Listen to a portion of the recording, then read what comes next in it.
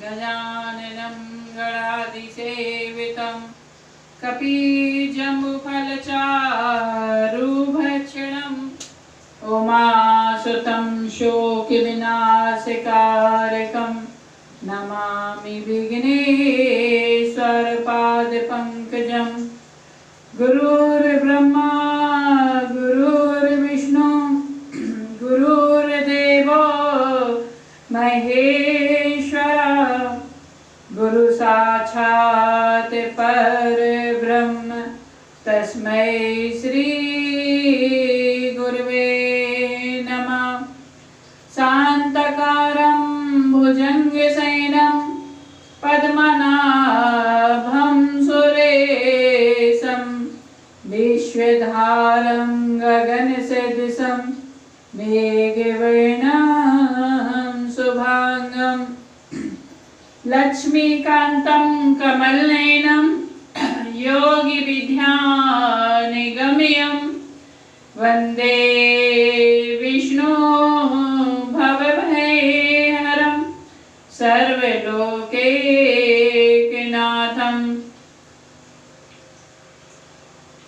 कर्पूरगौरं करुणावतारं संसारसारं भुजगेन्द्रहारं सदा वसन्तं हृदयारविन्दे भवं भवानी सहितं नमामि।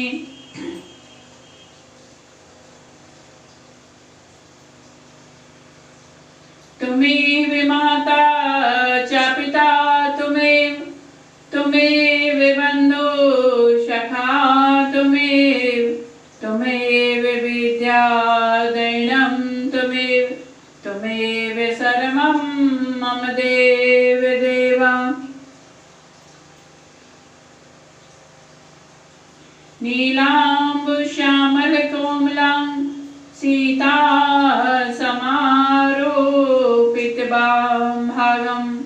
पाणो महासायक चारुचापं नमामि रामं रघुवंशनाथम्।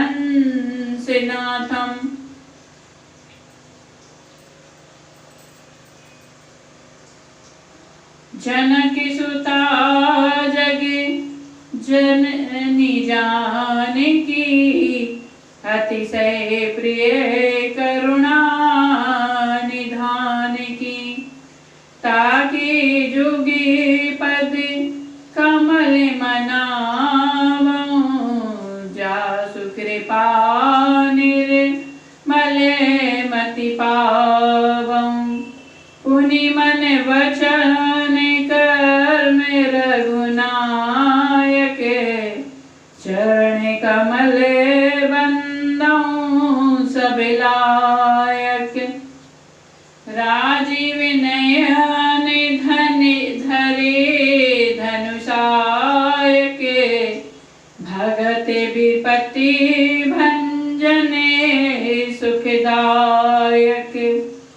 महावीर बिन बहु हनुमाना राम जासु जस आप बखाना।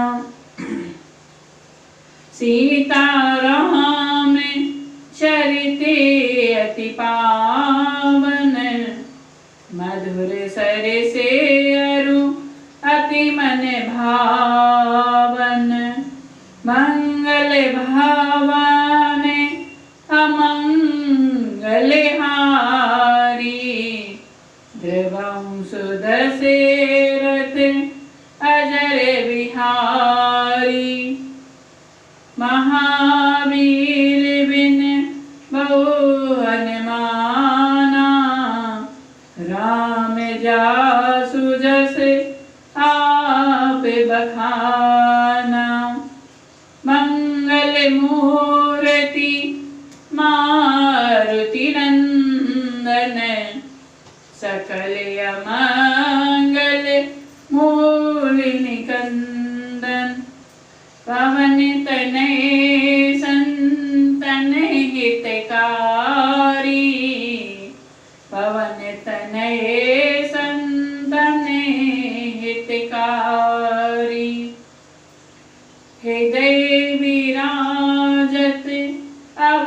बिहारी हृदय विराजत अवध बिहारी। मातु पिता गणपति शारद माता पिता गुरु गणपति शारद।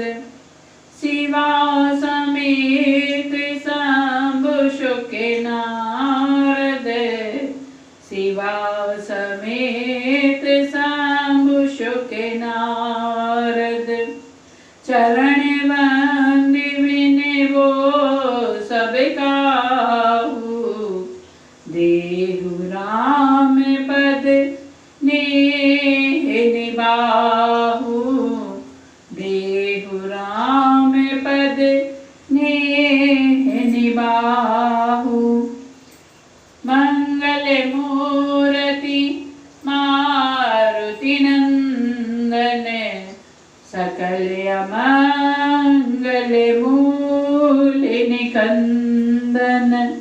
सीता राम राम राम राजा राम राम राम सीता राम राम राम राजा राम राम राम। सीता राम राम राम राजा राम राम राम सीता राम राम राम राजा राम राम राम। सीता राम राम राम राजा राम राम राम सीता राम राम राम राजा राम राम राम। माम बलो कै पंकज लोचन कृपा विलोकनी सोच विमोचन। नील ताम्र से श्याम काम हरि हृदय कंज मकरंद मधुपे हरि। जातु धान बरुथे बल भंजन मुनि सजन रंजन अगिगंजन। सीता राम राम राम राजा राम राम राम सीता राम राम राम राजा राम राम राम। भूसुर शशि नभ वृंद बलाह के असरन शरण दीन जन गाके। भुजबल विपुल भार मही खंडित खर दूषण विराज बध पंडित। रव नारी सुख रूप भूप बर जय दशरथ कुल कुमुद सुधाकर। सीता राम राम राम राजा राम राम राम सीता राम राम राम राजा राम राम राम। सुजस पुराण विदित निगमागम गावत सुर मुनि संत समागम। करुणी के बैलिक मद खंडन सब विधि कुशल कौशला मंडन। कलिमल मथान नाम ममिताहन तुलसीदास प्रभु पाहि प्रणत जन तुलसीदास प्रभु पाहि प्रणत जन। मंगल भवानी अमंगल हारी रवंश दशरथ अजर बिहारी। उमा सहित जेहि जपत पुरारी जय सिया राम जय जय सिया राम। राम जय जय सिया राम, जय जय जय सिया राम, जय राम श्री राम, जय राम जय जय राम, श्री राम जय राम जय जय राम। बोलिए सियावर रामचंद्र भगवान की जय।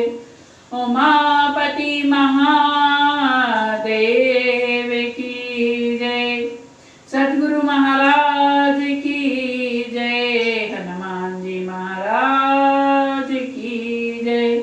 संतन की जय, ग्रंथन की जय। हरि ओम नमः पार्वते पते, हर हर महादेव की जय।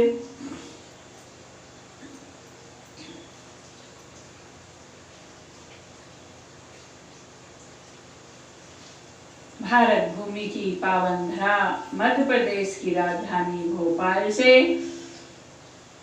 आप सभी मानस प्रेमियों को व्यासपीठ से प्रणाम करते हैं।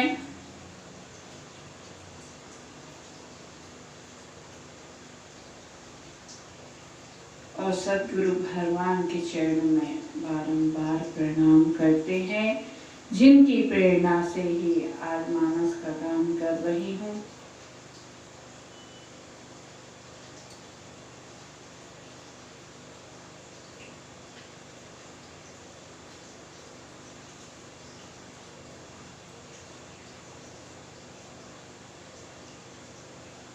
मेरे कथा को आरंभ करने से पहले कहेंगे, कल हमने कथा को कहाँ विश्राम किया था। मेरे प्रभु अहिल्या उद्धार करके आगे बढ़ते हैं, गुरु के साथ कहाँ जाते हैं। चले राम लक्ष्मण मुनि संगा, गए जहाँ जग पावनी गंगा। मेरे प्रभु अहिल्या जी का उद्धार करके आगे जाते हैं, लेकिन उनके मन में उनका मन उदास है कि मैंने एक ऋषि पत्नी को चरण स्पर्श कराया है। यह बात गांधी मुनि जानते हैं, विश्वामित्र जी। तब उनको लगा कि मुनि को हम हैं, इनको लेकर जनकपुरी जा रहे हैं और ये इस प्रकार उदास जाएंगे।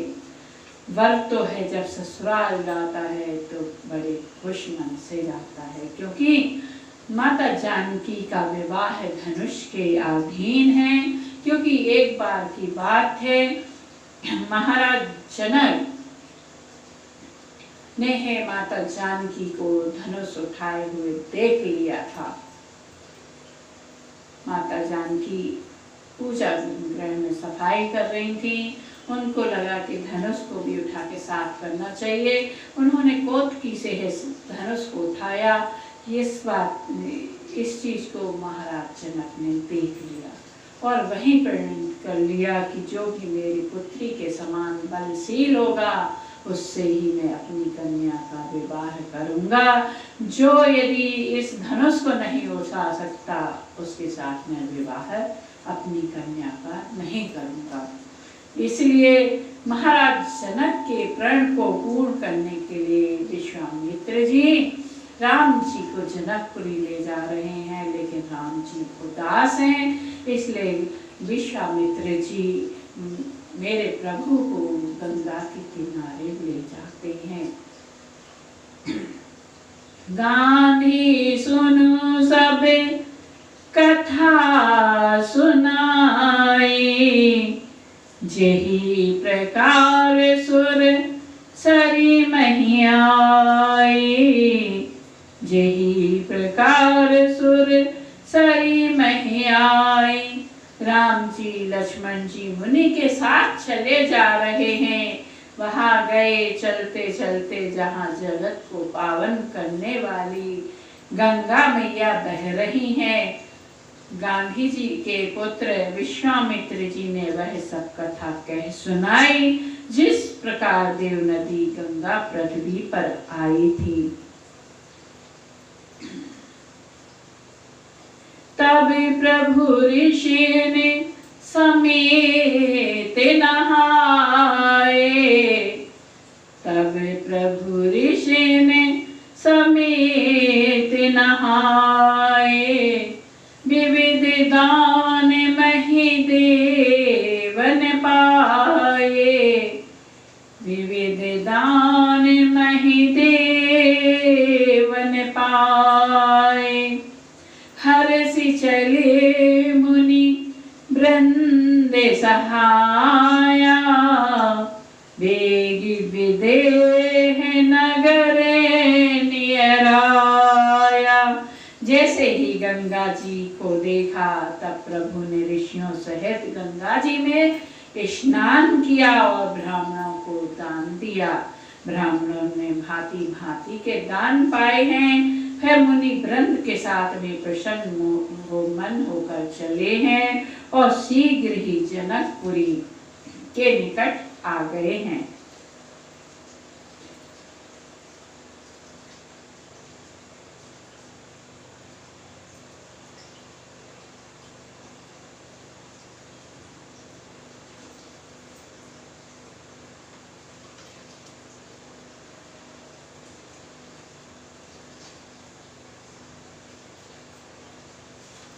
यहाँ जनकपुर की रानियां कहती हैं, उड़े जइयो हटीला का, जुड़ जइयो हटीला का, उड़ जइयो सोहनिया का, कि आज जनक घर राम जी पधारे।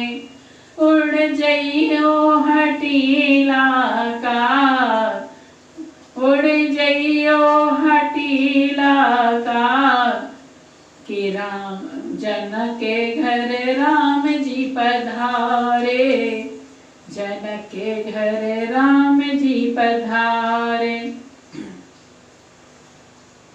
गोस्वामी जी कहते हैं, प्रभु आप उदास होकर क्यों जा रहे हैं ससुराल?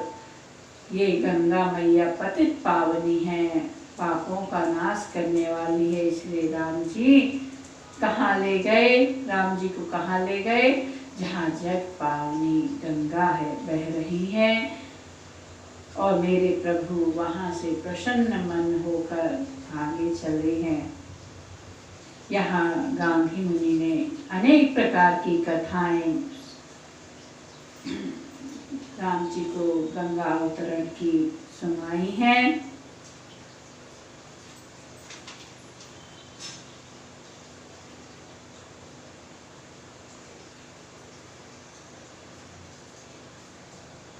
जैसे ही मेरे प्रभु नगर में प्रवेश करते हैं, वहाँ सुंदर आम का बगीचा देख के विश्वामित्र जी ने राम जी से कहा, हे राम यहीं रुक जाएं। मन कहता है, राम जी ने कहा, जैसे ही गुरुदेव आपकी आज्ञा। और उस अमराई में विश्वामित्र जी मुनियों के समूह और राम लक्ष्मण के साथ रुक गए हैं। और ज्यों ही वहां रुके, विश्वामित्र जी ने सोचा, मेरे आगमन की सूचना जनक को मिलेगी और जनक हमसे मिलने आएंगे। और जनक उम्र में बड़े हैं, पद में बड़े हैं, तो राजा जनक के आगमन पर मेरे प्रभु को शिष्टाचार के नाते खड़ा होना पड़ेगा और मेरे प्रभु जनक के आगमन पर खड़े हों, ये मुझे अच्छा नहीं लगेगा। तब विश्वामित्र जी ने दोनों भाइयों से कहा, हे राम तुम दोनों भाई जाकर इस आम के बगीचे को देखाओ, यहाँ के वास्तुकला को देखो, इसमें विशेष क्या है। अमराई में राम जी लखन जी दोनों भाई बगीचा देखने चले गए। और जैसे ही जनक जी को सूचना मिली किस बात की,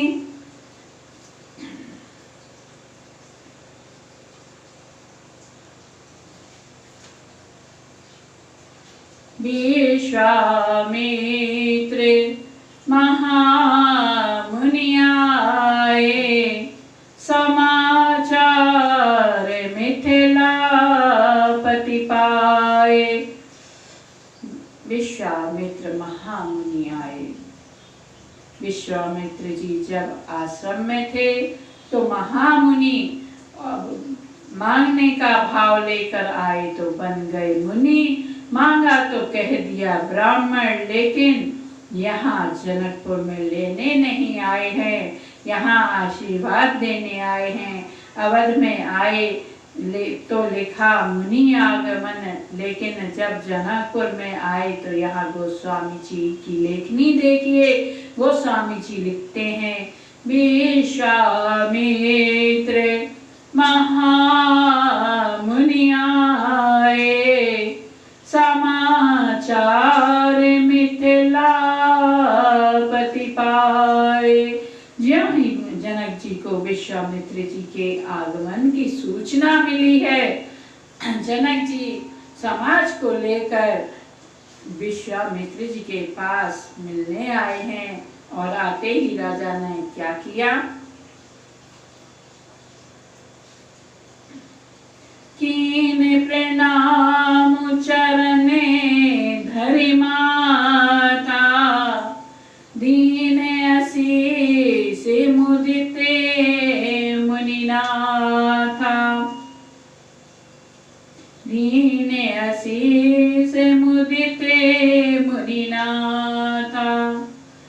करी प्रणाम, चरण धरि माथा, प्रणाम किया, चरणों में सर रखा, आशीर्वाद दिया। विश्वामित्र जी ने पास में बैठने को कहा और कुशलता पूछी। परिवार में, परिजन में, प्रजा में और सब मंगल है और सब राज्यों में आपके ठीक है। जैसे ही राजा ने यह कहा, वैसे ही तेही अवसरे आए दो भाई, गए रहे देखने फुलवाई। उसी समय दोनों भाई आए तो जो बगीचा देखने के लिए गए थे, दोनों भाई इतने सुंदर। किसी ने गोस्वामी जी से पूछा, कितने सुंदर तुलसी जी क्या कहते हैं? श्याम गौर मृदु बयस किशोरा, लोचन सुखद विश्व चित चोरा। एक श्याम, एक गौर है, इतने सुंदर हैं, कितने सुंदर हैं, और आंखों को सुख देने वाले, संसार के चित्त को चुराने वाले हैं। और जैसे ही दोनों भाई आए, उठे सकल जब रघुपति आए, विश्वामित्र निकट बैठाए। जैसे ही मेरे प्रभु बगीचा देख कर आए हैं और उनको देखते ही सब उठकर खड़े हो गए। राम जी के आगमन का ऐसा प्रभाव पड़ा, जैसे ही विश्वामित्र जी ने पास बैठने के लिए कहा, किसी ने जानने की कोशिश नहीं की। राम जी किशोर अवस्था के बालक हैं और जनक जी राजा हैं, उम्र में बड़े हैं, लेकिन राम जी के आगमन पर का ऐसा प्रभाव हुआ कि जनक जी समाज सहित खड़े हो गए। ये प्रभाव है प्रभु का। जनक जी ने जैसे ही राम जी को देखा है, देखते ही रह गए। गोस्वामी जी जनक जी की स्थिति का वर्णन, गोस्वामी जी ने जनक जी की स्थिति का वर्णन किया है। कैसे जनक जी की स्थिति हो गई है? मूर्ति मधुर मनोहर देखी, मूर्ति मधुर मनोहर देखी। इस पंक्ति का भाव क्या है? मूर्ति मधुर मनोहर देखी। जनक जैसे ही मेरे प्रभु का जनक जी ने दर्शन किया, जनक विदेह हो गए। पर कैसे विदेह हैं? वैचारिक विदेह हैं, व्यवहारिक विदेह नहीं है।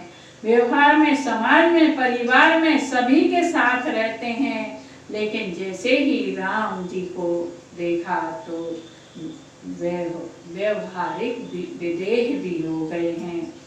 भूल गए कि मैं राजा हूँ, मैं उम्र में बड़ा हूँ। एक टक दोनों भाइयों को देख रहे हैं। विश्वामित्र जी ने राम जी को देखा। राम जी ने नेत्र झुका रखे हैं और उस शांति को भंग करते हुए मुनि ने जनक जी से कहा, राजन तुम्हारा ध्यान कहाँ है? जनक जी ने सोचा मेरी चोरी पकड़ी गई है और हड़बड़ाहट में प्रश्न उल्टा कर बैठे। क्या कर रहे हैं जनक जी? कहे नाथ सुंदरे दो बालक, कहे नाथ सुंदरे दो बालक, मुनि कुल तिलक नपे कुल पालक, मुनि कुल तिलक नपे कुल पालक। कहना तो था कि ये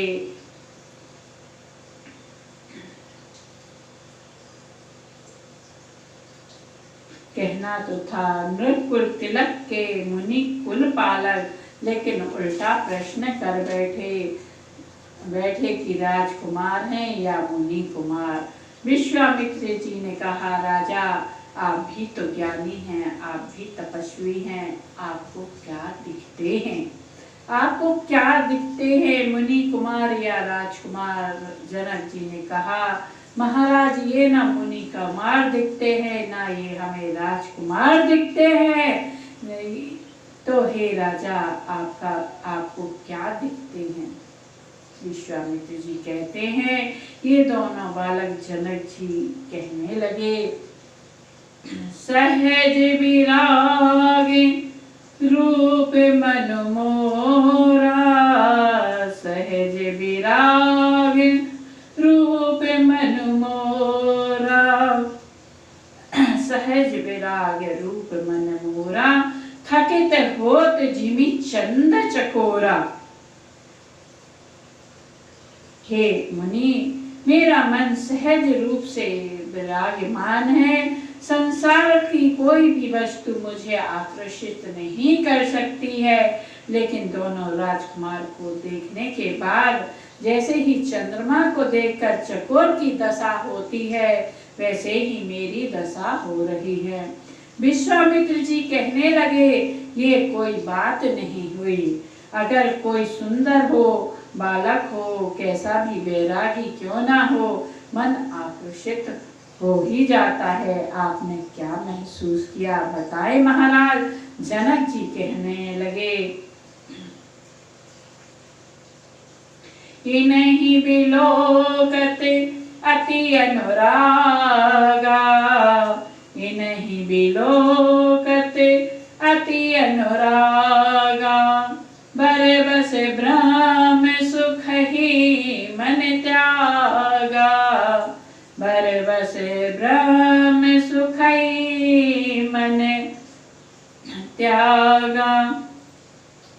हे मुनि, इनको देखने के बाद मेरा मन जो हर क्षण निर्गुण ब्रह्म में निराकार में लीन रहता है, जो आज वह वहां से निकलकर इन राजकुमारों के में लग गया है। अगर ये ब्राह्मण नहीं होते तो मेरा मन इनमें नहीं लगता है। यदि ये ब्रह्म नहीं होते तो इनमें मेरा मन नहीं लगता। अब आप बताएं मुनि, ये कौन है? हमने तो कह दिया, वेदों ने जिसका गान गाया वही रूप धरकर मेरे सामने है। आप बताइए ये कौन है? जनक जी कहने लगे, विश्वामित्र जी क्या कह रहे हैं जनक जी से? ए प्रिय सब ही जहाँ लगी प्राणी, मन मुझसे काहे राम सुनी बानी। हे राजा, ये अकेले आपको ही प्रिय नहीं लग रहे, संसार में जहाँ तक प्राणी हैं ये सबको प्रिय लग रहे हैं। ऐसा कहकर मुनि कुछ कहने लगे। मन ने मुझसे काहे राम सुनी बानी।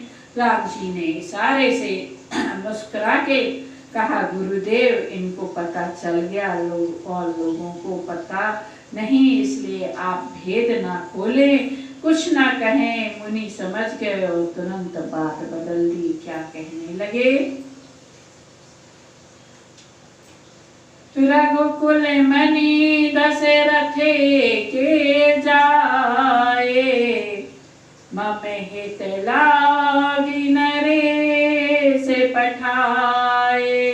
जगत में जहाँ तक जितने भी प्राणी हैं ये सबको प्यारे हैं। श्री राम जी मन ही मन मुस्कुराते हैं, हंसकर मानो संकेत करते हैं कि हे मुनि रहस्य खोलिए नहीं। तब मुनि ने कहा, वे रघुकुल मणि महाराज दशरथ के पुत्र हैं।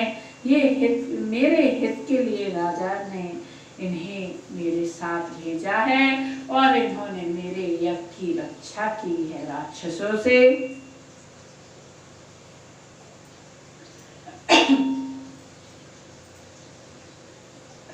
मुनि कहते हैं, राजा इन्होंने मेरा संकट दूर किया है और तेरा भी कार्य करेंगे। हे राजन, मेरा मन कह रहा है तुम्हारा संकट दूर यही करेंगे। जनक जी ने विश्वामित्र जी से कहा, हे देवनगर में प्रवेश करें। मुनि ने कहा, राजन हम यहीं ठीक हैं।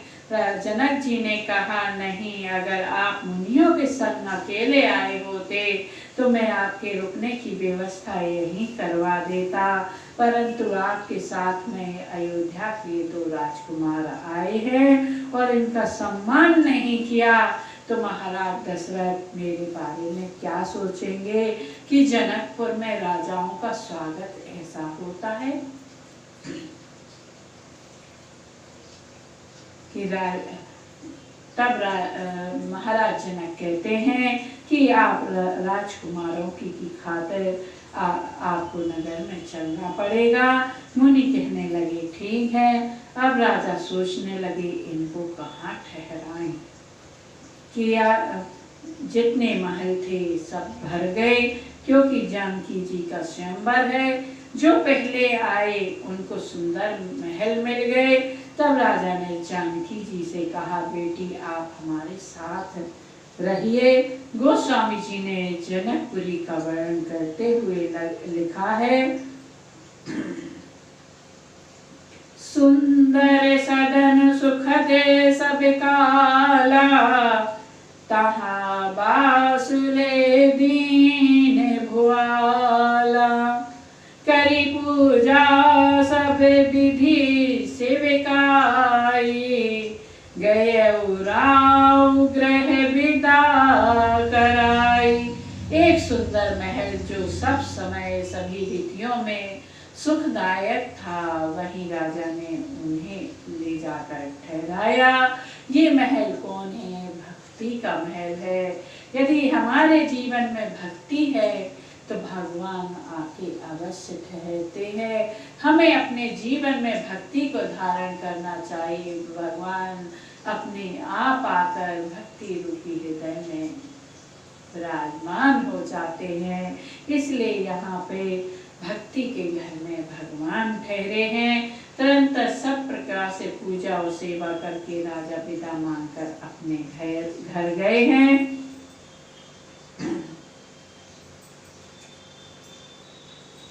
भगवान को हमेशा भक्ति के घर में रखना चाहिए। आप सबकी जय हो जाएगी। विश्वामित्र जी ने दोनों भाइयों के साथ जानकी जी के महल में निवास किया। राजा जनक स्वागत संस्कार करके अपने महल को गए हैं। मुनि विश्राम कर रहे हैं, राम जी पास में बैठे हैं और पैर दबा रहे हैं। लेकिन लक्ष्मण जी के मन में उत्सुकता है। जब से जनकपुर में आए हैं, महल की खिड़की से बाहर देख रहे हैं।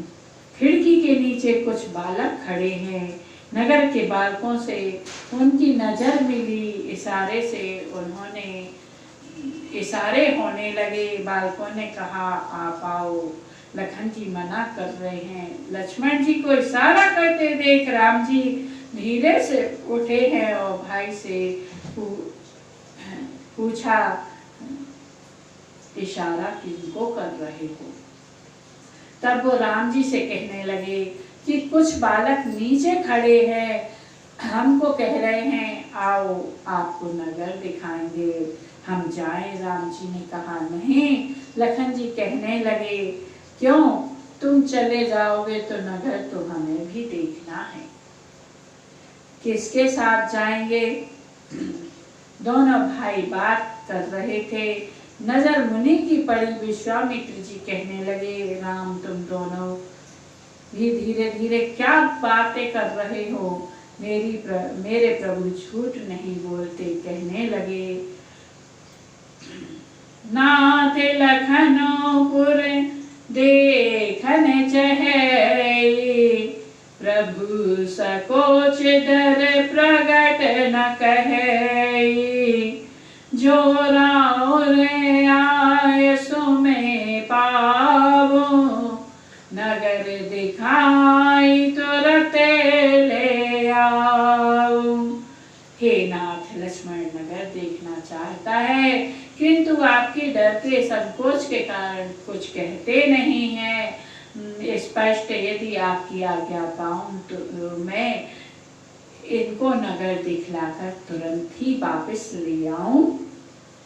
सुनी मुनि सुकह बचन सप्रीति, कस नाराम तुम राखौ नीति। यह सुनकर मुनीश्वर विश्वामित्र जी ने प्रेम सहित वचन कहे, हे राम तुम नीति को की रक्षा कैसे ना करोगे?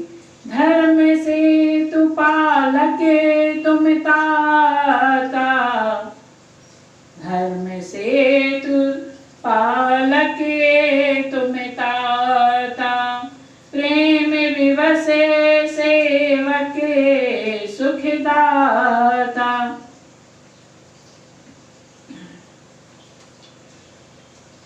विश्वामित्र जी कहते हैं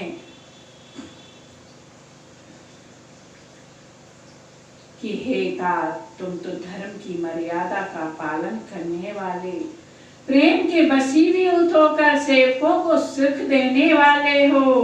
जाय देखिया बहु नगरु, सुख निदान दो भाई, करहु सुफल सबके नयन, सुंदर बदन दिखाई।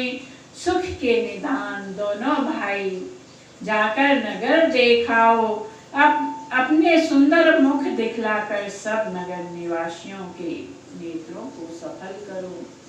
राम जी कहते हैं, हे प्रभु, लक्ष्मण तो नगर देखना चाहता है, पर आप मुझे क्यों भेजना चाह रहे हो?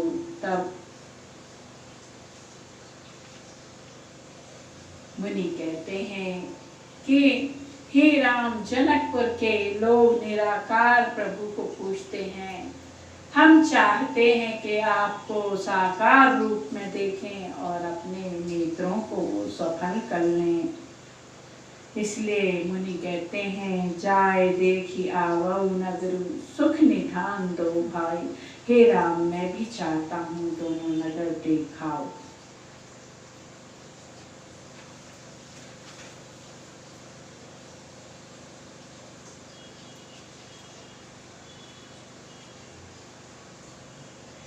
और मेरे प्रभु गुरु से आज्ञा लेकर लखन के साथ महल के बाहर आए हैं। बालकों से मित्रता हुई और बालकों ने कहा, नगर देखेंगे? राम जी ने कहा जरूर देखेंगे।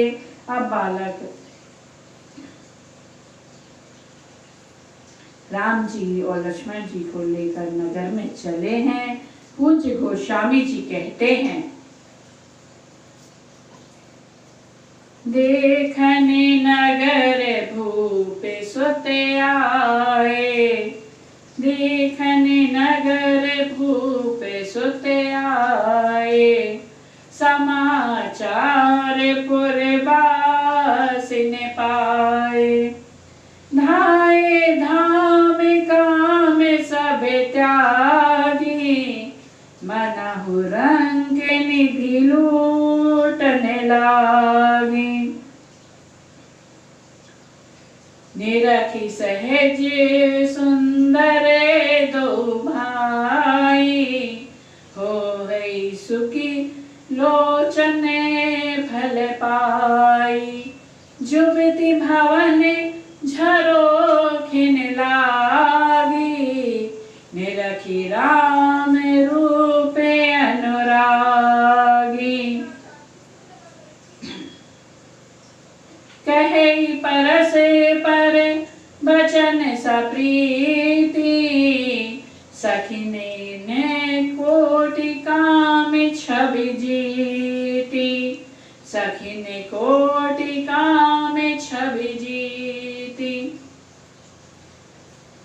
देखने नगर भूप सुत आए, समाचार पुरवास ने पाए। जैसे ही नगर के लोगों को सूचना मिली, नगर देखने को दो राजकुमार आए हैं, धाये धाम काम सब त्यागी, मनहु रंग के निधि लूटन लागी, जिसके हाथ में जो काम था उस काम को छोड़ दिया, उसको पूरा नहीं किया, जिसके हाथ में जो काम था सब त्याग दिया, और भाग्य जैसे कोई निधि लुट रही हो, जुक्ति सकल झरोखन लागी। जनकपुर के सभी नारी वर्ग घर की छत, बालकनी और झरोकों से में आ गई और देखे राम रूप अनुरागी, राम जी के रूप को देखकर मोहित हो गई। देखिए सहज सुंदर दो भाई, देखी सहज सुंदर दो भाई, दोनों भाइयों को देखा और हर्षी हृदय लोचन फल पाई, और प्रसन्न होकर आंखों को सुख रूपी फल पा गई हैं। कहे परस्पर वचन सप्रीति, और आपस में बात कह रही हैं कि ये दो राजकुमार कितने सुंदर हैं, किसके संग आए हैं, किनके पुत्र हैं, कहाँ से आए हैं। जनकपुर की नारी कह रही हैं, क्या कह रही हैं? अरे सजनी कौन शहर के राजकुंवर, कहाँ से आए री, कहाँ से आए री, कहाँ से आए री, हरी वो कहाँ से आए री, सजनी कौन शहर के राजकुंवर, कहाँ से आए री। जनकपुर की महिला आपस में बातें कर रही हैं, सखी ये कौन है, कहाँ से आए हैं, किसके साथ आए हैं, ऐसी कौन सी नारी है जिसने इनको जन्म दिया, ऐसा कौन पुरुष है, कौन पुरुष बड़भागी है जिनको इनके पिता होने का सौभाग्य मिला है, किनके संग आए हैं इनका कुछ पता है। किसी को एक ने कहा, चिंता मत करो, मैं सब पता करके आई हूँ, इनको तो छोड़, मैं तो इनके पिता को भी जानती हूँ। तो एक सखी कहने लगी, अच्छा तो बताओ इनका नाम क्या है। तो वह सखी कहने लगी, ए दो दशरथ के दोता, बाल मरालिन के कल ये दोनों महाराज दशरथ के पुत्र हैं। बाल राजहंसों का सुंदर जोड़ा है। ये मुनि विश्वामित्र जी के यज्ञ की रक्षा करने के लिए आए थे। इन्होंने युद्ध के मैदान में राक्षसों को मारा है। श्याम गात कल कंज विलोचन, जो मारीच सुभुजे मृदुवोचन। कौसल्या सुत सो सुख खानी, नाम राम धनुषाय के पानी। जिनका श्याम शरीर और सुंदर कमल जैसे नेत्र हैं, जो मारीच सुबाहु के मत को चूर करने वाले और सुख की खान हैं, जो हाथों में धनुष बाण लिए हुए हैं, ये कौशल्या जी के पुत्र है। इनका नाम राम है। गौर से किशोर बेसुबर काछे, कर सर चाप राम के पाछे। जिनका रंग गोरा और किशोर अवस्था है और जो सुंदर वेश बनाए, हाथ में धनुष बाण धारण किए हैं, श्री राम जी के पीछे चल रहे हैं। वे इनके छोटे भाई हैं। लक्ष्मण नाम राम लघु भ्राता, सुनी सखीता सुमित्रा माता। इनका नाम लक्ष्मण है। हे सखी सुनो, इनकी माता सुमित्रा है। दोनों भाई ब्राह्मण विश्वामित्र जी का काम करके और रास्ते में मुनि गौतम की स्त्री अहिल्या का उद्धार करके यहाँ धनुष यज्ञ देखने आए हैं। यह सुनकर सब स्त्रियां प्रसन्न हुई और आपस में कह रही हैं,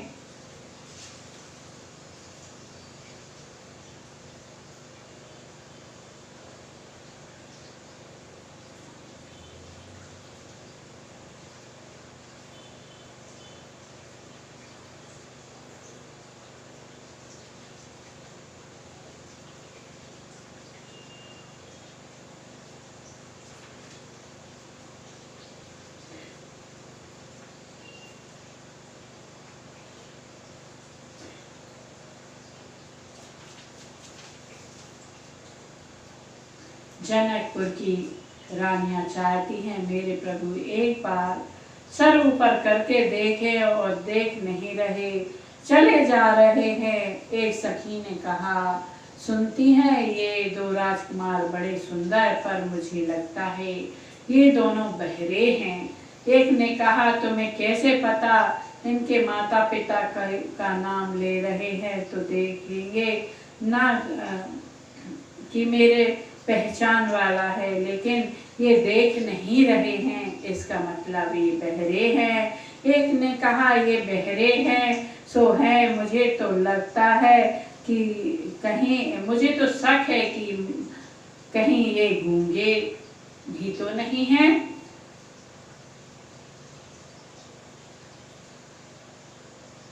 आपस में सखियां बातें कर रही हैं।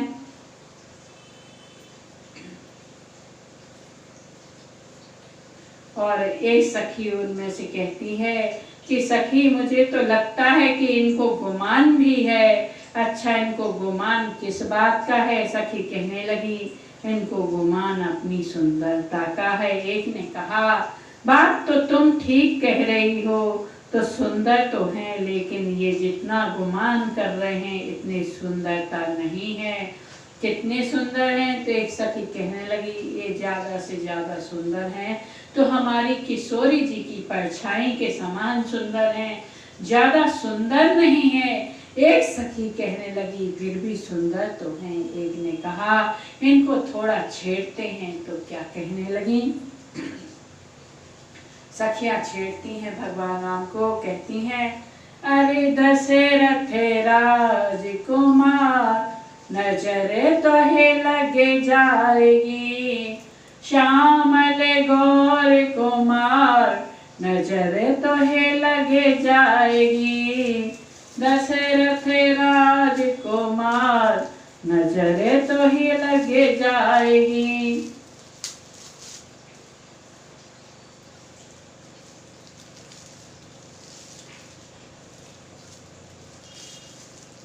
इस प्रकार नगर की नर नारी मेरे प्रभु को छेड़ती हैं। मेरे प्रभु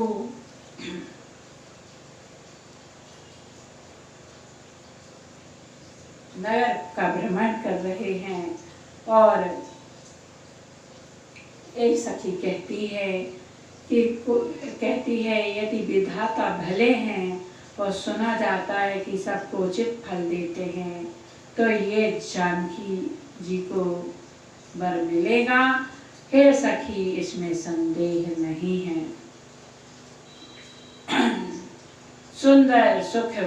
सुंदर मुख और सुंदर नेत्रों वाली स्त्रियां समूह की समूह हृदय में हर्षित होकर फूल बरसा रही है। जहां जहां दोनों भाई जाते हैं वहां वहां परमानंद छा रहा है। और मानो सखियां संकेत कर रही हैं कि प्रभु हम आपको अपना सुंदर मन अर्पित कर रहे हैं।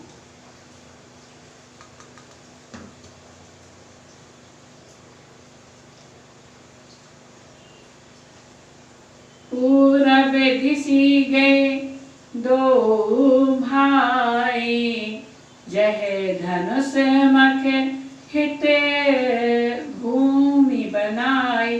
दोनों भाई नगर के पूरब की ओर गए हैं। धनुष यज्ञ के लिए रंगभूमि बनाई गई है। बहुत लंबा चौड़ा सुंदर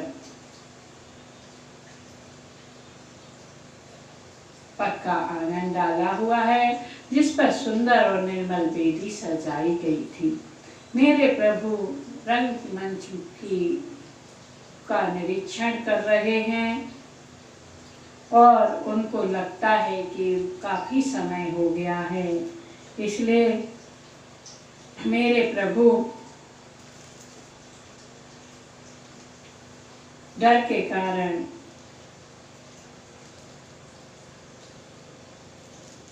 बालकों से कहते हैं कि अच्छा अब हम महल को जाएंगे।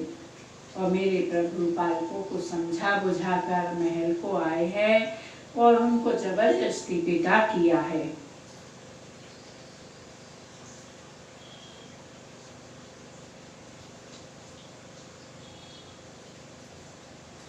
फिर भय, प्रेम, विनय और बड़े संकोच के साथ दोनों भाई गुरु के चरणों में से नवाकर आज्ञा पाकर बैठे हैं। रात्रि का प्रवेश होती है संध्या समय मुनि ने आज्ञा दी, तब सबने संध्या वंदन किया। फिर प्राचीन कथा इतिहास कहते कहते सुंदर रात्रि के दोपहर बीत गए और मुनि ने कहा कि राम जाकर आराम करो। मेरे प्रभु आराम करने गए। तत्पश्चात लक्ष्मण जी महाराज प्रभु को चरण दबाने लगे। राम जी ने लक्ष्मण जी को आज्ञा दी, तब लक्ष्मण जी ने शयन किया है। और इस प्रकार रात्रि बीत गई। समय जानी गुर आय सुपाई। मेरे प्रभु सुबह शौच आदि स्नान करके निवृत्त हुए हैं और नित्य क्रिया समाप्त करके उन्होंने मुनि को मस्तक नवाया है। समय जानकर गुरु की आज्ञा पाकर दोनों भाई फूल लेने चले हैं। समय जानी गुरु आय सुपाई, लेने प्रसून चले दो भाई। भूप बागुबर देखऊ जाई, जह बसंत ऋतु रही लो भाई।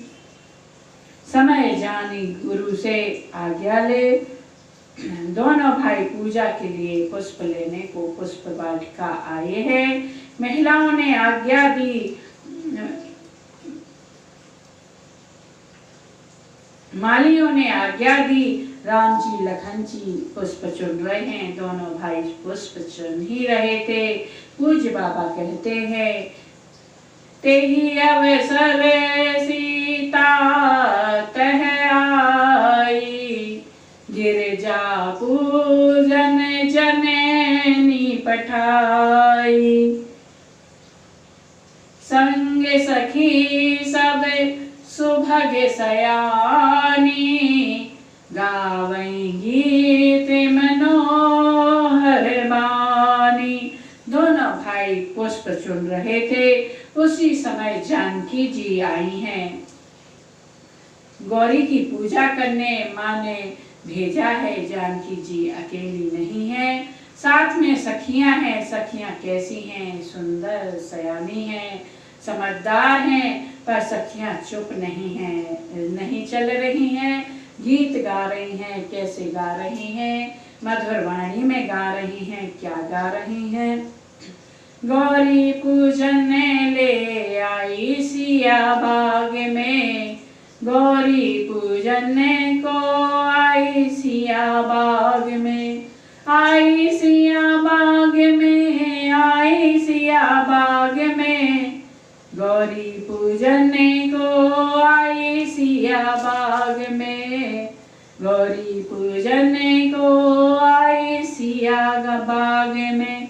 पूजन में पूजा को आई, थाली लाई हाथ में, सखियां संग में तो सखियां लाई, संग में तो सखियां लाई, सिया आई बाग में, गौरी पूजन को आई सिया बाग में, गौरी पूजन को आई सिया बाग में।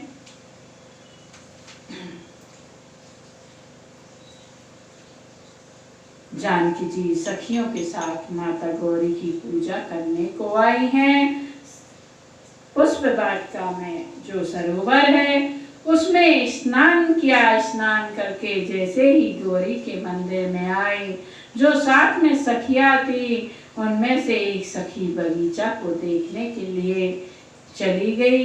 वो देख तो रही थी बगीचा, लेकिन उसकी नजर राम जी के ऊपर पड़ी। जैसे ही मेरे प्रभु को देखा, वो बगीचा देखना भूल गई। वहां से सीधे दौड़कर गौरी के मंदिर में आई, जहां सियाजू पूजन कर रही थी। तो जानकी जी से कहने लगी, जानकी जानकी पूजा बाद में करना, ये गौरी कहीं नहीं जा रही। यदि वो चले गए,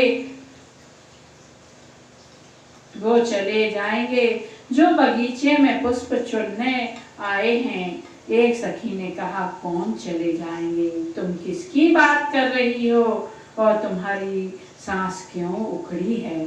आराम से कहो। तो वो कहे, सखी क्या कह रही है जानकी से? देखने बागे को अरे दोइयाए, देखने बागे नगरे दोइयाए। बगीचा देखने तो राजकुमार आए हैं। एक सखी कहती है, इस पगली को समझाओ, जहाँ हजारों कुंवर आए वहां दो आ गए तो क्या हो गया?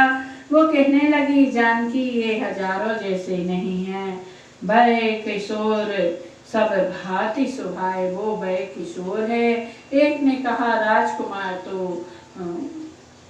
कोई साधारण नहीं है, होते हैं, राजकुमार ऐसे ही सुंदर होते हैं और उन्हें आभूषण पहना दो और भी सुंदर हो जाते हैं। यदि स्नान करें तो सुंदर दिखेंगे ही।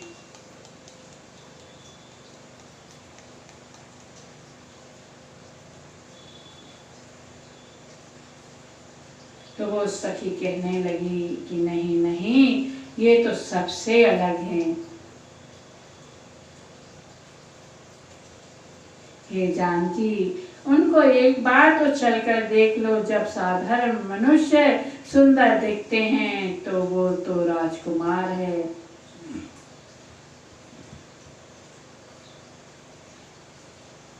तो एक ने कहा, कैसे सुंदर हैं?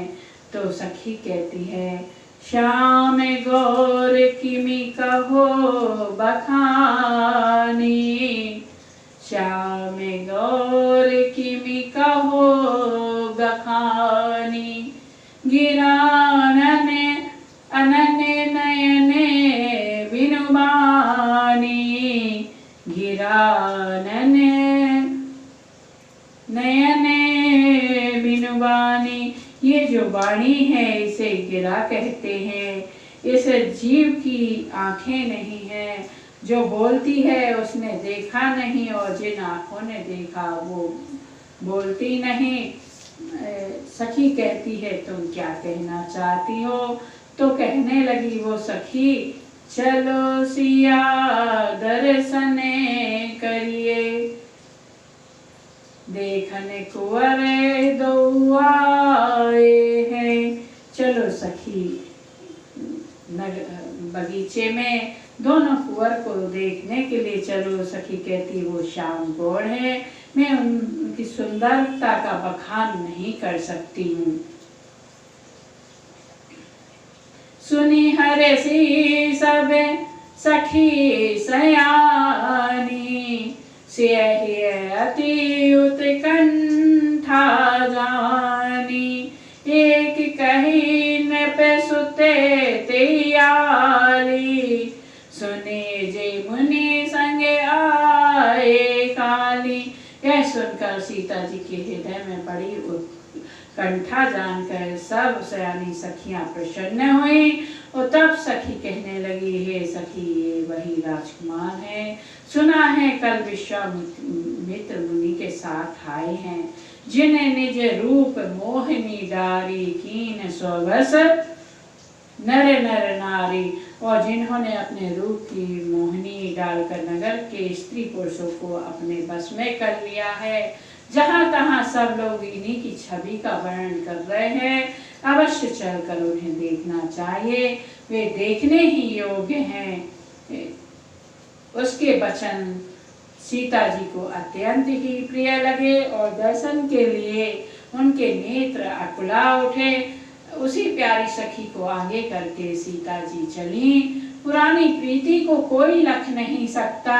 नारद जी के वचनों का स्मरण करके सीता जी के मन में पवित्र प्रीति उत्पन्न हो गई। चकित होकर सब और इस तरह देख रही हैं मानो डरी हुई वृक्षणी इधर उधर देख रही है। कंकन किंकर न्यूपुर धुनि सुनी, कहते लखन सन रामू। कंकन हाथों के कड़े करधनी और पायजेब के शब्द सुनकर श्री राम जी हृदय में विचार कर लक्ष्मण जी से कहते हैं, यह ध्वनि ऐसी आ रही है मानो कामदेव ने विश्व को जीतने का संकल्प करके डंके पर चोट मारी है। अस कही फिरी चित है तेहि ओरा, सिय मुख शशि भय नयन चकोरा। ऐसा कहकर श्री राम जी ने फिर उस ओर देखा। सीता जी के मुख रूपी चंद्रमा को निहारने के लिए उनके नेत्र चकोर बन गए। सुंदर नेत्र स्थिर हो गए, टकटकी लग गई मानो निमि जनक जी के पूर्वज ने जिनका सबकी पलकों में निवास माना गया है। लड़की और दामाद के मिलन प्रसंग को देखना उचित नहीं, इस भाव से सब चाकर पलकें छोड़ दी, पलकों में रहना छोड़ दिया, जिससे पलकों का गिरना रुक गया। सीता जी की शोभा देखकर श्री राम जी ने बड़ा सुख पाया है। हृदय में वे उसकी सराहना करते, किंतु मुख से वचन नहीं निकालते, मानो ब्रह्मा ने अपनी सारी निपुणता को मूर्तिमान कर संसार को प्रकट करके दिखा दिया हो। इस प्रकार हृदय में सीता जी की शोभा का वर्णन करके अपनी दशा को विचार कर प्रभु श्री राम जी पवित्र मन में अपने छोटे भाई लक्ष्मण से समयानुकूल वचन बोले। क्या कहते हैं? तात जनक तनिया यह सोई, धनुष जग जेहि कारण होई। हे तात, यह वही जनक जी की कन्या है जिसके लिए धनुष यज्ञ हो रहा है। पूजन गौरी सखी ले आई, करत प्रकाश फिरई फुलवाई। सखियां इसे गौरी पूजन के लिए ले आई हैं। यह फुलवाड़ी में प्रकाश करती हुई फिर रही है। जासु बिलोकिय लौकिक शोभा, सहज पुनीत मोर मन क्षोभा। सो सब कारण जाने विधाता, हर कहीं सुबद अंग सुन भ्राता। जिसकी अलौकिक सुंदरता देखकर स्वभाव से ही पवित्र मेरा मन क्षुब्ध हो गया। वह सब कारण तो विधाता जाने, किंतु हे भाई सुनो, मेरे मंगलदायक अंग दाहिने फड़क रहे हैं। रघुवंश ने कर सहज स्वभाव, मनु को पंथ पगु धरई न काऊ।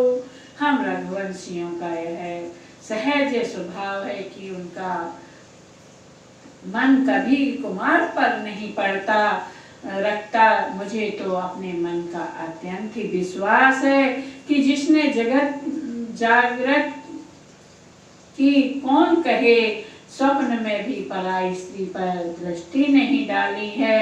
रण में शत्रु जिनकी पीठ नहीं देख पाते, अर्थात जो लड़ाई के मैदान से नहीं भागते, पराई स्त्री जिसके मन और दृष्टि को नहीं खींच पाती, और भिखारी जिनकी यहाँ से ना ही नहीं पाते, खाली हाथ नहीं लौटते, ऐसे श्रेष्ठ पुरुष संसार में थोड़े हैं।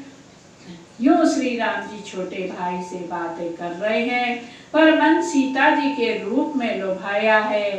उनके मुख रूपी कमल के छवि रूप मकरंद रस को भौरे की तरह पी रहे हैं।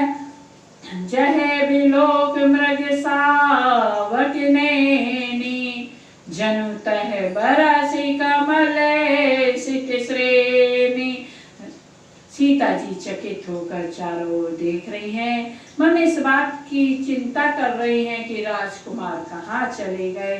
बाल मृग नैनी, मृग के छौने की सी आंखों वाली सीता जी जहाँ दृष्टि डालती हैं, वहाँ मानो श्वेत कमलों की कतार बरस जाती है। तब सखियों ने लता की ओट में सुंदर श्याम और गौर सुकुमारों को दिखलाया।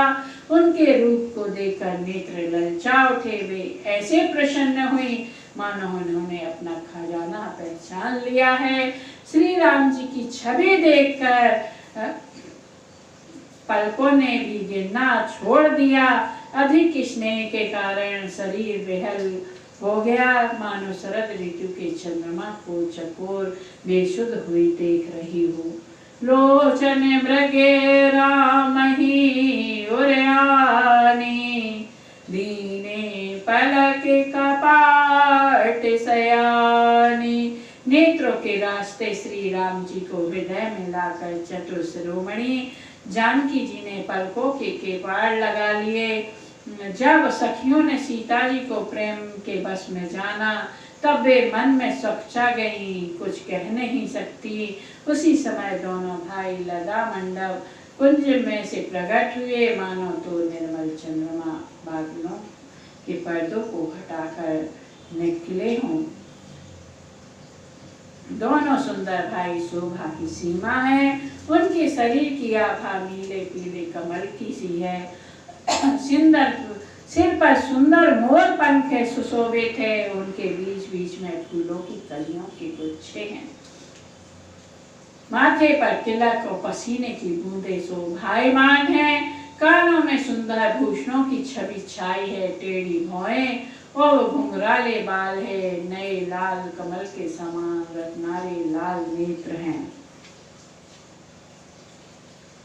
टोड़ी नाक और गाल बड़े सुंदर है और हंसी की शोभा मन को मोल लेती है। मुख की छवि तो मुझसे कहीं नहीं जाती, जिसे देखकर बहुत से कामदेव लजा जाते हैं।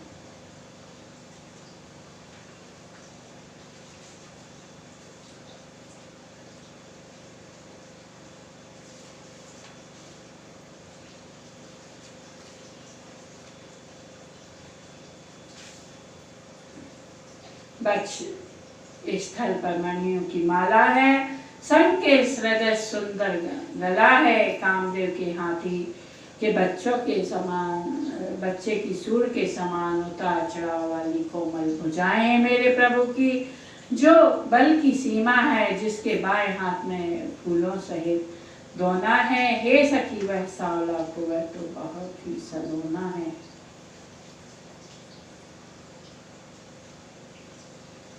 सिंह की सी कमर वाले पीतांबर धारण किए हुए शोभा, सील के भंडार शूल के उल के भूषण श्री राम जी को देखा।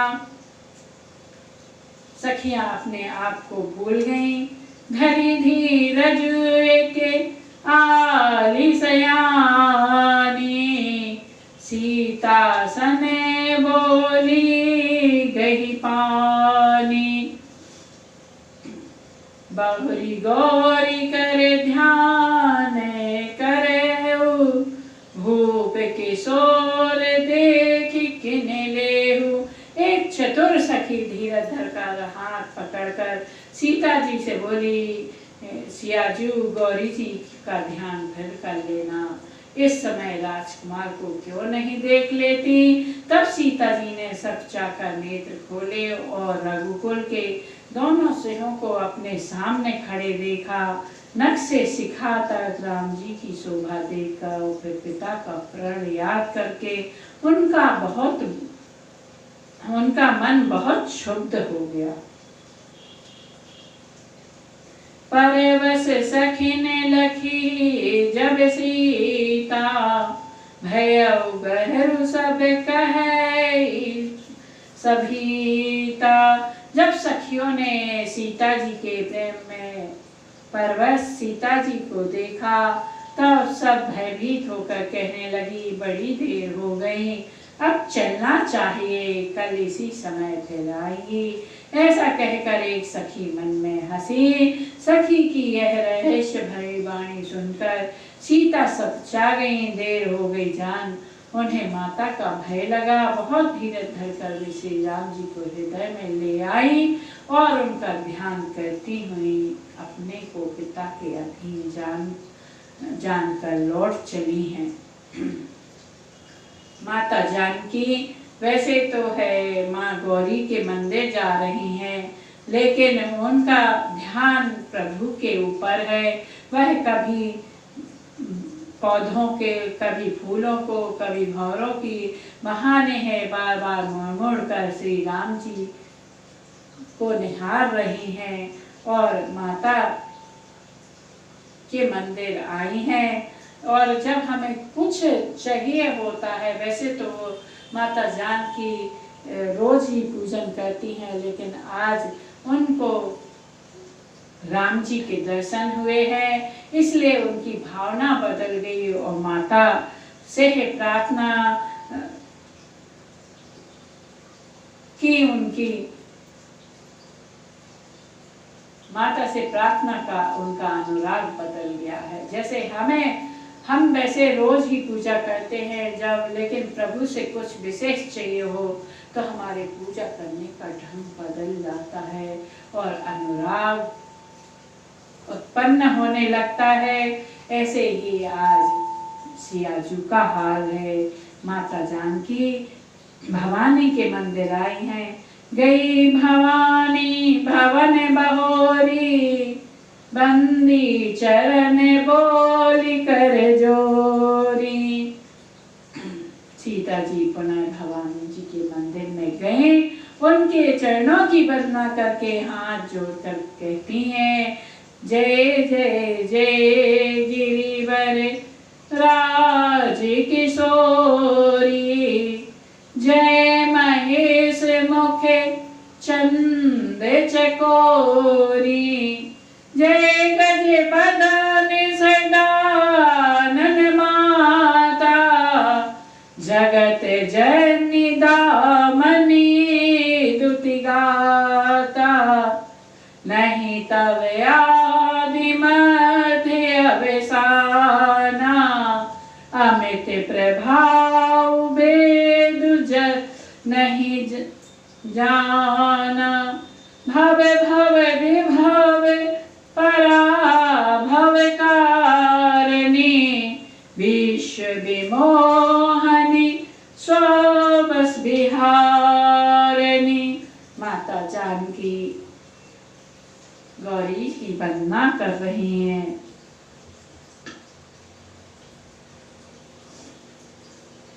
क्या कहती हैं? पति देवता सुते महो मातु प्रथमे तब रेख महिमा मिट न सकहि कहीं सहस शारदा शेष। पति को इष्ट देव मानने वाली श्रेष्ठ नारियों में हे माता आपकी प्रथम गणना है। आपकी अपार महिमा है, हजारों सरस्वतियों से जी भी आपका वर्णन नहीं कर सकते हैं। सेवत तो ही सुलभ फलचारी वरदायनी पुरारी प्यारी। हे भक्तों को मोह मांगा वरदान देने वाली, हे त्रिपुर के शत्रु शिव जी की प्रिय पत्नी, आपकी सेवा करने में चारों फल सुलभ हो जाते हैं। देहे देवी आपको चरणों की पूजा करके देवता मनुष्य और मुनि भी सुखी हो जाते हैं। मोर मनोरथ जानकुनी के बसाऊं सदा और पुरे सभी के। मेरे मनोरथ को आप भली भांति जानती हैं, क्योंकि आप सबके हृदय में निवास करती हैं। इसी कारण मैंने उसको प्रकट नहीं किया कि मुझे क्या वर चाहिए।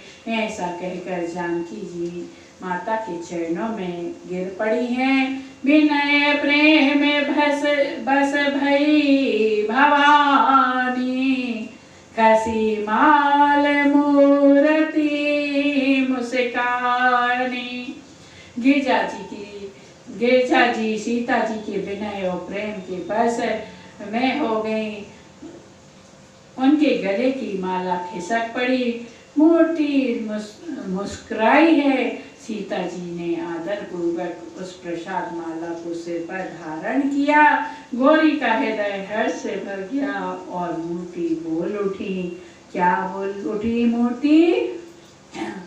सुनो से सत्य आशीष हमारी पूजहि मने कामना तुम्हारी।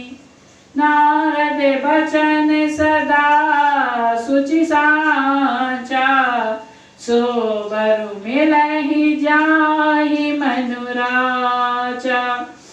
हे सीता हमारी सच्ची आशीष सुनो, तुम्हारे मन कामना पूरी होगी। नारद का वचन सदा पवित्र संशय भ्रम आदि दोषों से रहित और सत्य है, जिसमें तुम्हारा मन अनुरुक्त हो गया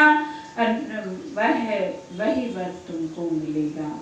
मन चाहि रचेओ मिलहि सोबर सहज सुंदर सावेरो करुणा निधान सुजान शील स्नेह जानत रावेरो।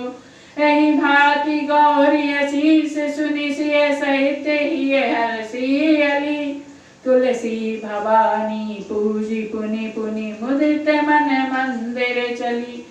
हे सीते, जिसमें तुम्हारा मन अनुरुक्त हो गया है वही स्वभाव से सुंदर सांवला वर तुमको मिलेगा।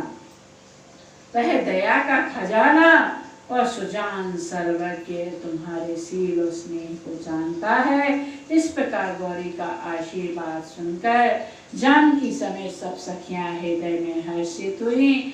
पूज्य बाबा कहते हैं भवानी को कि बार बार पूजन कर सीता जी प्रसन्न मन से राजमहल को लौट चली हैं।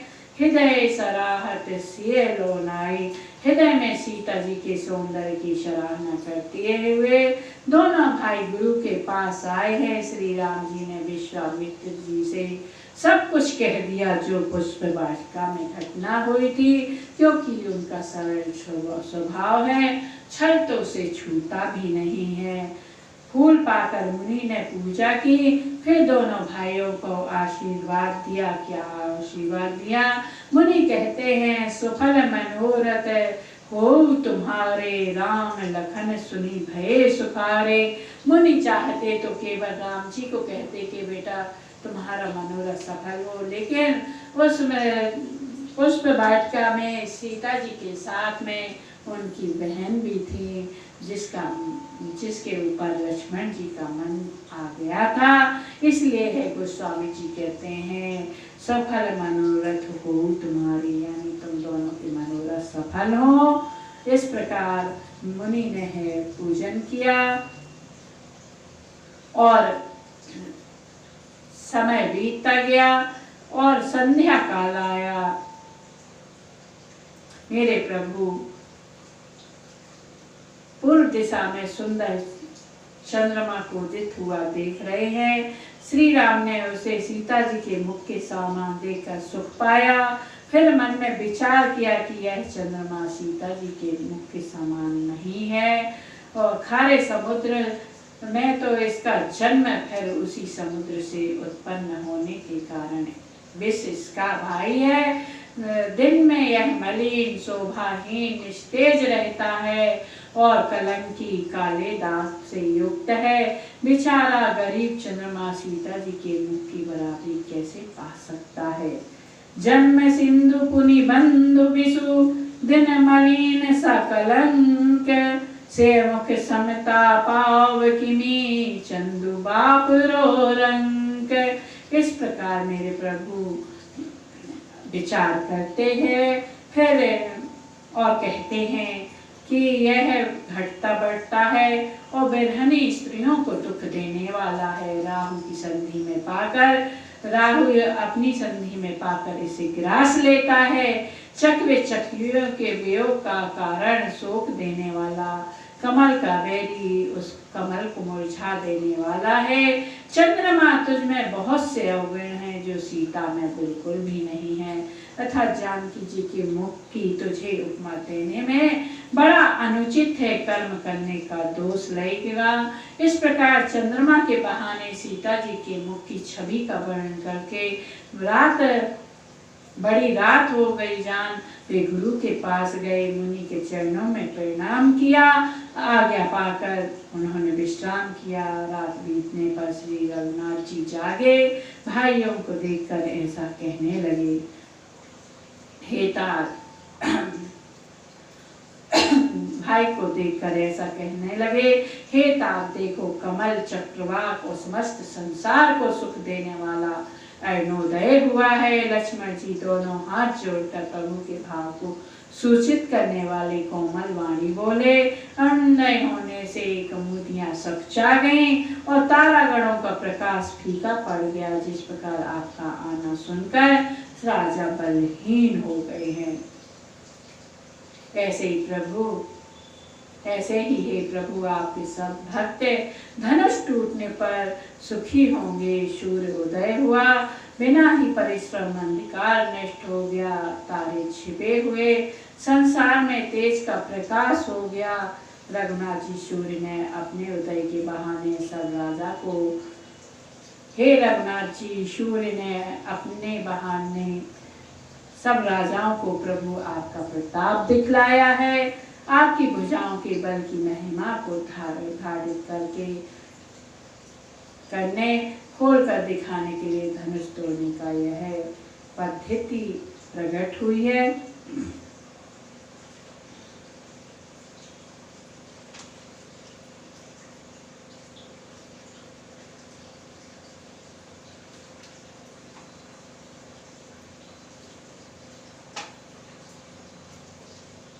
उसी समय जनक जी ने सतानंद जी को बुलाया। उन्होंने तुरंत ही विश्वामित्र मुनि के पास भेजा। तब मुनि ने कहा, हे तात चलो, जनक जी ने बुलाया है।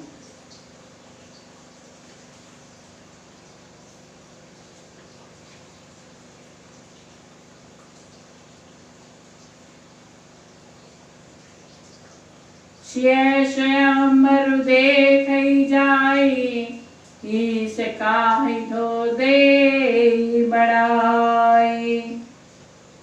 लखन कहा जसु भाजन सोई, नाथ कृपा तब जा पर होई। चलकर सीता जी के स्वयंवर को देखना चाहिए। देखें ईश्वर किसको बढ़ाई देते हैं। लक्ष्मण जी ने कहा, हे नाथ, जिस पर आपकी कृपा होगी वही बढ़ाई का पात्र होगा। धनुष तोड़ने का श्रम उसी को प्राप्त होगा। इस श्रेष्ठ वाणी को सुनकर सब मुनि प्रसन्न हुए। सभी ने सुख मानकर आशीर्वाद दिया। फिर मुनियों ने के समूह सहित कृपालु श्री राम जी धनुष शाला देखने चले हैं। रंग भूमि आए दो भाई, अस सुधि सबे पुरवासिन पाई। दोनों भाई रंग भूमि में आए हैं। ऐसी खबर जब सब नगर निवासियों ने पाई, तब बालक, जवान, बूढ़े, स्त्री, पुरुष सभी घर के कामकाज को भूलकर चल दिए हैं।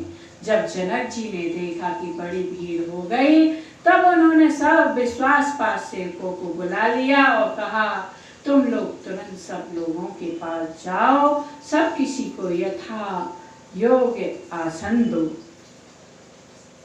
जिनके रही भावना जैसी, प्रभु मूर्ति तिन देखी तैसी। उसी समय सब राजकुमार वहां आए, मानो साक्षात मनोहरता ही उनके शरीर पर छा रही हो। सुंदर सांवला गोरा उनका शरीर है। वे गुणों के समुद्र, चतुर और गंभीर हैं। वे राजाओं के समाज में ऐसे सुशोभित हो रहे हैं, मानो तारागणों के बीच दो पूर्ण चंद्रमा हो। जिनकी जैसी भावना थी, प्रभु की मूर्ति उन्होंने वैसी ही देखी है। महान रणधीर राजा लोग श्री राम जी के रूप को ऐसा देख रहे हैं, मानो स्वयं वीर रस शरीर धारण किए हुए हो। कुटिल राजा प्रभु को देखकर डर गए, मानो भयानक मूर्ति हो। छल से जो राक्षस वहां राजाओं के वेश में बैठे थे, उन्हें प्रभु प्रत्यक्ष काल के समान दिख रहे हैं। नगरवासियों ने दोनों राजकुमारों को मनुष्यों के भूषण रूप नेत्रों को सुख देने वाला देखा। स्त्रियां हृदय में हर्षित होकर अपनी अपनी रुचि के अनुसार उन्हें देख रही हैं, मानो श्रृंगार रसी परम अनुपम मूर्ति धारण किए सुशोभित हो रहा हो। जनक जी साजाति कुटुंब प्रभु को किस प्रकार मेरे प्रभु दिख रहे हैं, जैसे सगे सज्जन संबंधी प्रिय लगते हैं। जनक समेत रानियां अपने बच्चे के समान देख रही हैं। उनकी प्रीति का वर्णन नहीं किया जा सकता है। हरि भक्तों ने दोनों भाइयों को सब सुखों को देने वाले इष्ट के समान देखा। सीता जी जिस भाव से श्री राम जी को देख रही हैं, वह स्नेह सुख तो कहने में ही नहीं आता, और उस स्नेह सुख का वे हृदय में अनुभव कर रही हैं, पर वे उसे कह नहीं सकती। फिर कोई कभी उसे किस प्रकार कह सकता है। इस प्रकार जिसका जैसा भाव उसे कौशला भी श्री राम जी वैसे ही दिख रहे हैं।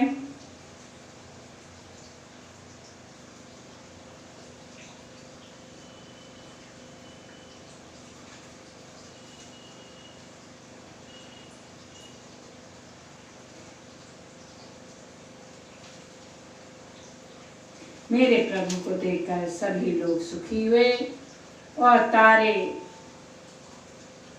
पुतलियां भी नहीं चलते। जनक जी दोनों भाइयों को देखकर हर्षित हुए।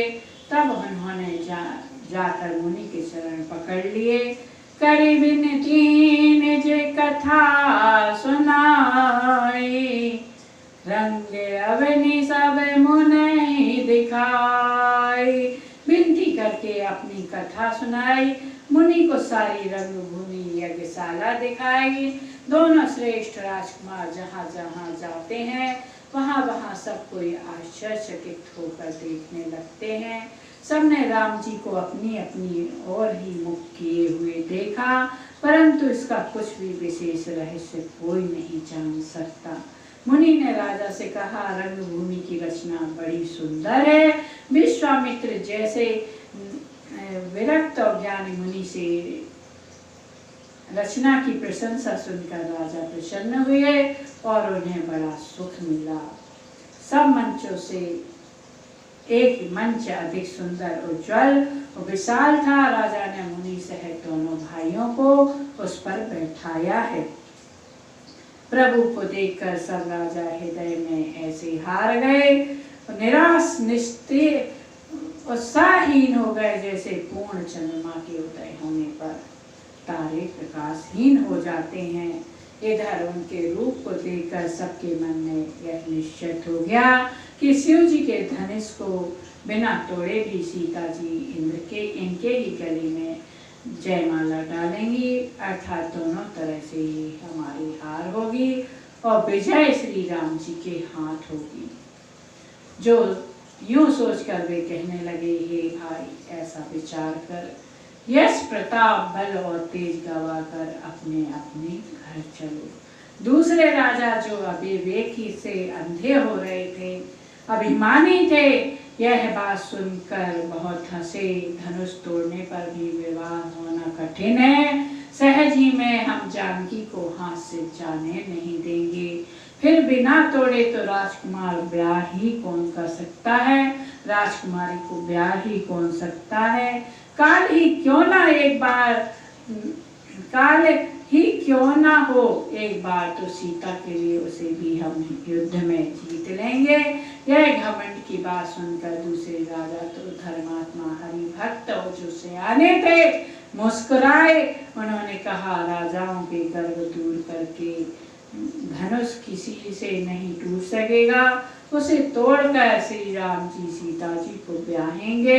महाराज दशरथ के रण में बाकी पुत्रों को युद्ध में तो जीत ही कौन सकता है। इस प्रकार आपस में बातें होती हैं और इस प्रकार श्री रघुनाथ जी को जगत का पिता जानकर उनकी छवि को हृदय में धारण करते हैं।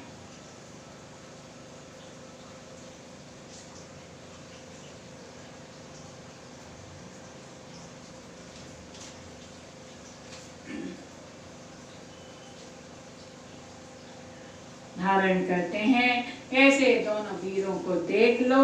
मन ही मन राजा कहते हैं। राजा प्रेम मग्न होकर श्री राम जी का अनुपम देखने लगे। मनुष्यों की तो बात ही क्या है, देवता लोग भी आकाश के विमानों पर चढ़े हुए दर्शन कर रहे हैं, सुंदर गान करते हुए फूल बरसा रहे हैं। उसी समय जनक जी ने जानकी जी को बुलाया। सब चतुर सुंदर सखियां आदर पूर्वक वहां उन्हें ले आई हैं। रूप गुणों की खान जगत जननी जानकी जी की शोभा का वर्णन नहीं हो सकता है। उनके लिए मुझे सब उपमाएं तुच्छ लगती हैं, गोस्वामी जी कहते हैं। इस प्रकार माँ जानकी रंगभूमि में आई है। चली संग ले सखी सयानी, गावत गीत मनोहर वाणी। सयानी सखियां सीता जी को साथ लेकर मनोहर वाणी से गीत गाती हुई चली हैं। सीता जी के नवल शरीर पर सुंदर साड़ी सुशोभित है। जग जननी की महान छवि अतुलनीय है। सब आभूषण अपने अपनी जगह पर सुशोभित हैं, जिन्हें सखियों ने अंगन में भांति प्रकार से पहनाया है। जब सीता जी ने रंगभूमि में पैर रखा तब उनका दिव्य रूप देखकर स्त्री पुरुष सभी मोहित हो गए हैं। उसी समय तब राजा जनक ने बंदी जनों को बुलाया। वे वेदावली वंशों की कीर्ति गाते हुए चले। राजा ने कहा, जाकर मेरा प्रण सबको कहो, भाट चले। उनके हृदय में कम आनंद न था। बंदी जन को महाराज जनक ने कहा कि मेरा प्रण सुनाओ। बंदी जन प्रण सुनाने लगे। क्या बोले बंदी बचन बर, सुनहु सकल महिपाल। पन विदेह कर करही हम, भुजा उठाई विशाल। भाटों ने श्रेष्ठ वचन कहा, हे पृथ्वी की पालना करने वाले सब राजागण, सुनिए। हम अपनी भुजा उठाकर जनक जी का विशाल प्रण कहते हैं। राजाओं की भुजा का बल चंद्रमा है, शिव जी का धनुष राहु है। वह भारी है, कठोर है, यह सबको विदित है। बड़े भारी योद्धा रावण और बाणासुर भी इस धनुष को देखकर चुपके से चलते बने। उसे उठाना तो दूर रहा, छूने तक की हिम्मत ना हुई। उसी शिव जी के कठोर धनुष को आज इस राजसभा में जो भी तोड़ेगा, तीनों लोकों के विजय के साथ ही उसको जानकी जी बिना किसी विचार के हठपूर्वक वर्ण करेंगी। प्रण सुनकर सब राजा ललचा उठे। जो वीरता के अभिमानी थे वे मन में ही तमतमाए, कमर कसकर अकुला उठे और अपने इष्ट देवों को सिर नवाकर चले हैं।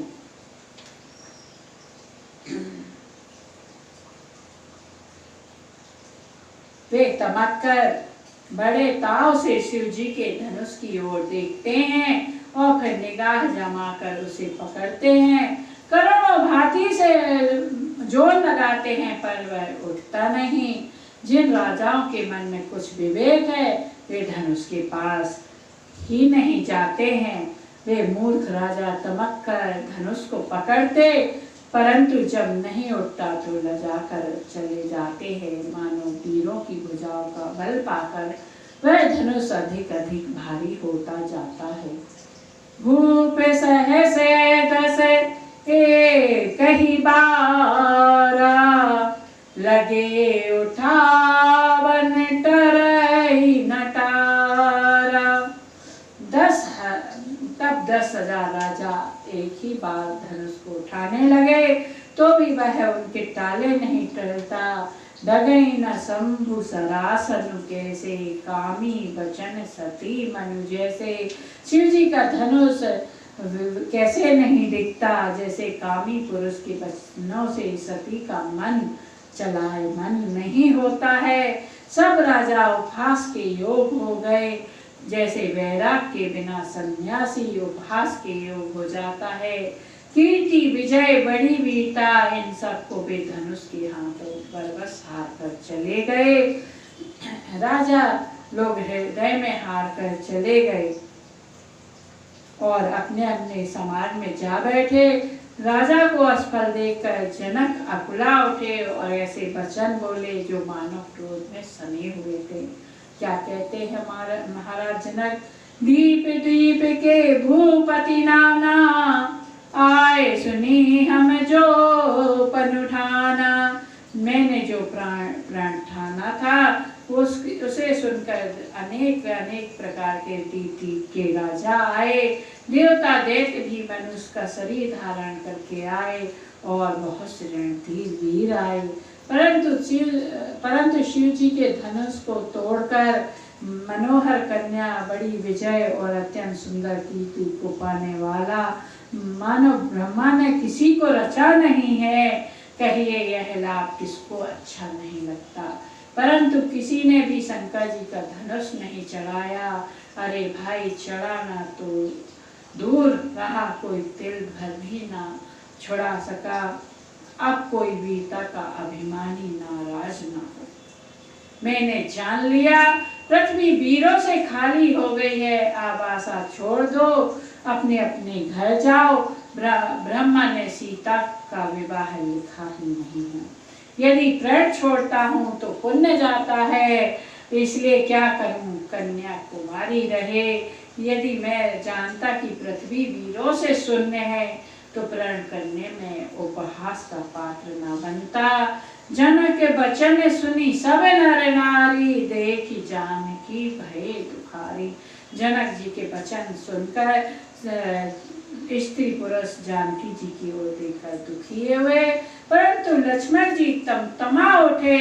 उनकी भौहें टेढ़ी हो गईं, होंठ फड़फड़ाने लगे, नेत्र क्रोध से लाल हो गए। श्री रघुनाथ जी के डर से कुछ कह तो सकते नहीं, पर जनक जी के वचन उन्हें बाण जैसे लगे। श्री राम जी के चरण कमलों में से नवा कर वे यथार्थ वचन बोले। क्या बोले?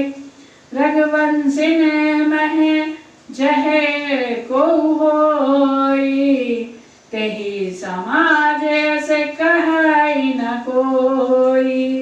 रघुवंशियों में कोई भी जहाँ होता है उस समाज में ऐसे वचन कोई नहीं कहता जैसे अनुचित वचन रघुकुल शिरोमणि श्री राम जी को उपस्थित जानते हुए जनक जी ने कहे हैं। यहाँ लक्ष्मण जी क्रोध करते हैं। लखन सकोप बचन जे बोले, डगमगानी महि दिग्गज डोले। सकल लोग सब भूप डिराने, सेहि हरसु जनकु सकुचाने। ऐसा जानकर ही नाथ आज्ञा हो तो खेल करो, उसे भी देखिए धनुष को कमल की डंडी की तरह चढ़ाकर उसे भी योजन तक दौड़ा ले चला जाऊंगा। ज्यों ही लक्ष्मण जी क्रोध भरे वचन बोले, पृथ्वी डगमगा उठी, दिशाओं के हाथी कांप उठे, सभी लोग और सब राजा डर गए। सीता जी के हृदय में हर्ष हुआ, जनक जी सब चा गए।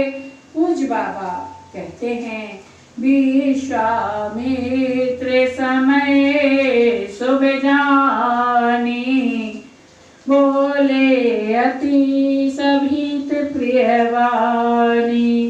विश्वामित्र समय शुभ जानी, बोले अति स्नेह समबानी।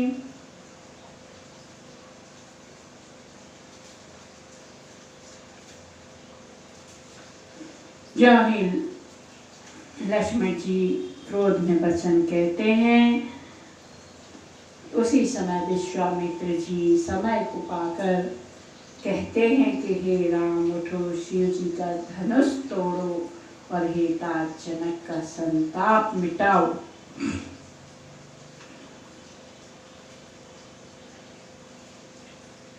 सुनैना जी कह रही है, हे सखी,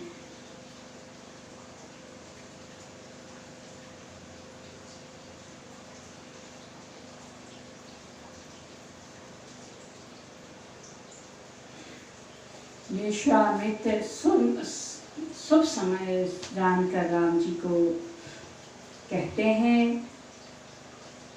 उठाहु राम भंजहु भव चापा, मेटहु तात जनके परितापा। गुरु के वचन सुनकर श्री राम जी ने चरणों में से नवाया। उनके मन में न हर्ष है न विषाद है। वे अपनी एड़ खड़े होने की शान से इस जवान सिंह की भांति लजाते हुए सहज स्वभाव से ही उठ खड़े हुए हैं। सुनैना जी कहती हैं कि सखी धनु से बड़ो विकराल, रघुवर छोटो सो। सखी धनु से बड़ो विकराल, रघुवर छोटो सो। सखी कहती है कि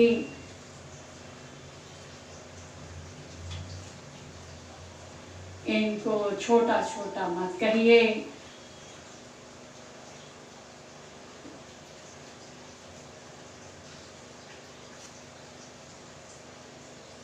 जैसे सूर्य छोटा होता है लेकिन पूरे जग को प्रकाशित करता है। ऐसे ही इनका प्रभाव है। जैसे छोटे से घड़े से प्रकट अगस्त मुनि समुद्र को सोख लेते हैं, ऐसे ही ये सूर्यवंश के भूषण हैं। ये धनुष को अवश्य उठाएंगे और धनुष को तोड़ेंगे।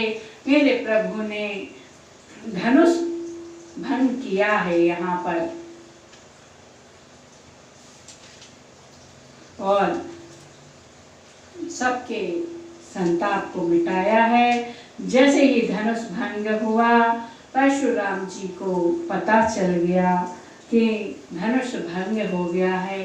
यहाँ परशुराम जी महाराज आते हैं। आगे की कथा हम कल सुनाएंगे और माँ जानकी का विवाह करवाएंगे। जय जय सिया राम। कल तक की